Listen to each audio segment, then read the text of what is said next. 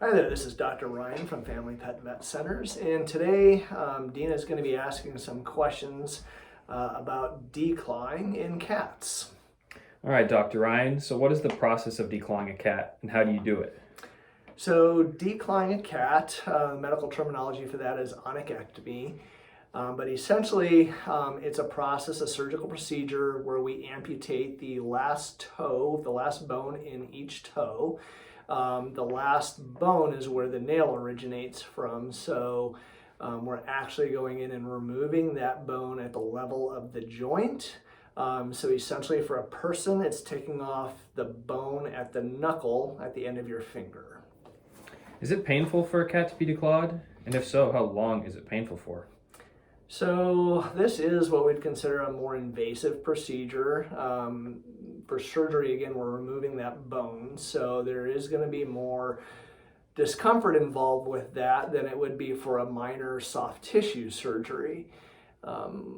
We take all the necessary precautions and administer different medications to minimize the discomfort.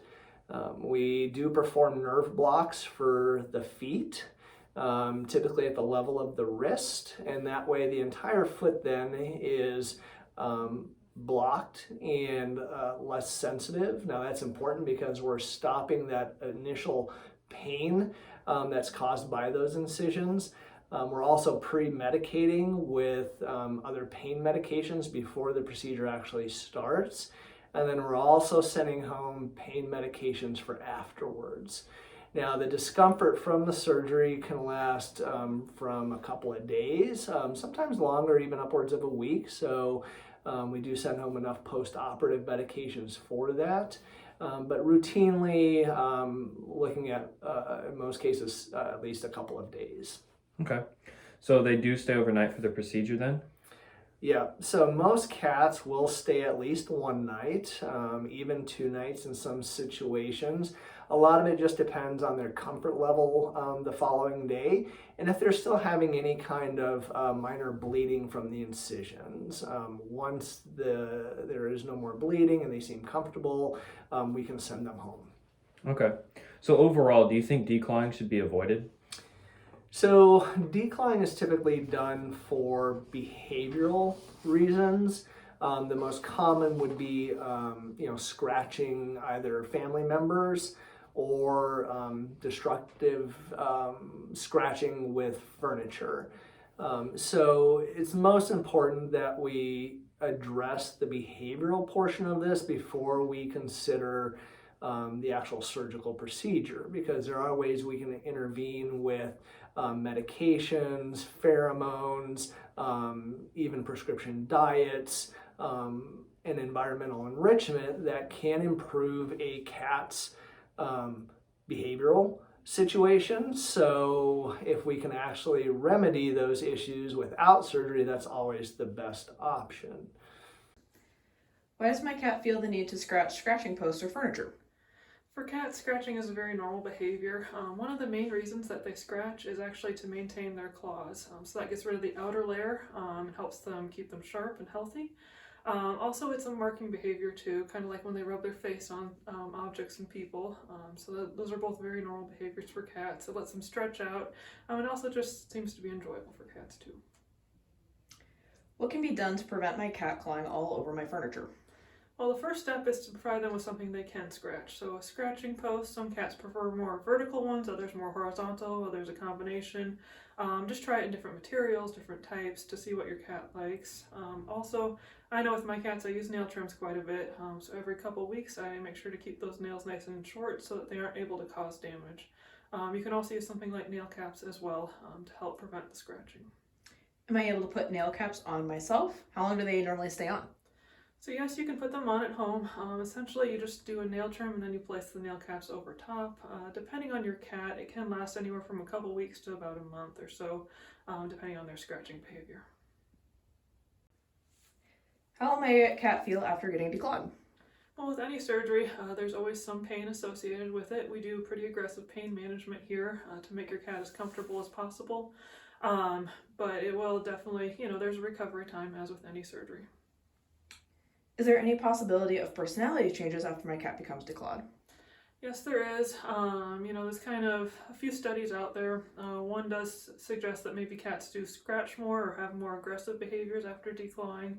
It also just might cause the cat to be a bit more anxious, a bit more nervous around people, potentially. Not all cats, but some.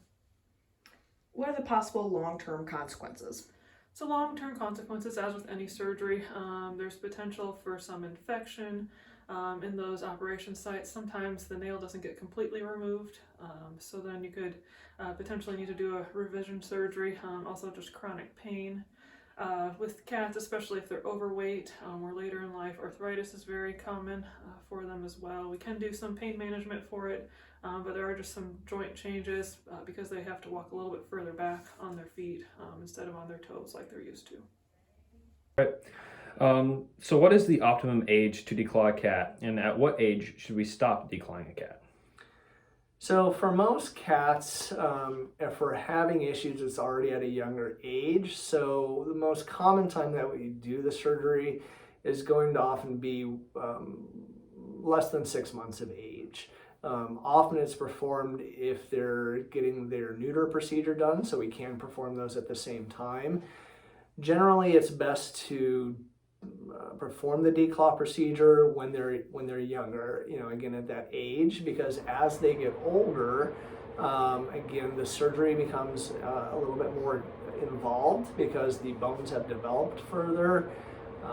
They also can have more behavioral problems afterwards when they're older. Cats get used to having those nails, they function with those nails, and when you remove those in a cat that's older, you can actually cause more behavioral issues afterwards sometimes. So we always try to perform these procedures when they're younger. Is it more for the welfare of the owners or the animal when you choose to declaw a cat?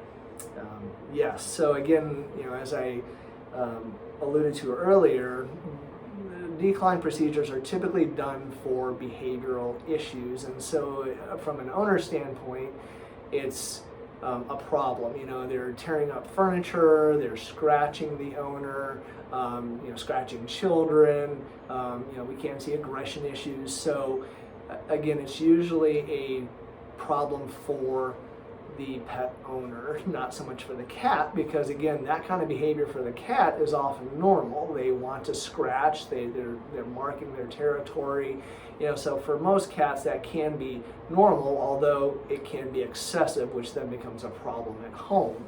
Now, there are some other exceptions to declawing. We do those sometimes as well for medical concerns with household members. And so some families may have individuals in the home that are immunocompromised or immunosuppressed, and obviously scratching them can be a problem because nails can carry bacteria, and those scratches can result in a lot of infection. Some of those can be very bad, and so from a medical standpoint, then this is something that's done to prevent those kind of problems at home. So what are your guidelines when determining if you're willing to declaw a cat or not? So as we've already discussed, we have to address the behavioral issue first and make an attempt to correct that behavior, again with either medications and supplements, diet, environmental enrichment. So it's always necessary that we have a consultation exam first and that we review all those options there and figure out if there is an alternative to decline, because unfortunately once you do the procedure, you can't give the nails back. So we want to make sure that we've addressed things beforehand. All right. Thank you, Dr. Ryan. Thank you. And if anybody else has any questions, please feel free to always give us a call. Any of our doctors can chat with you further about the procedure or any concerns you have. Thank you.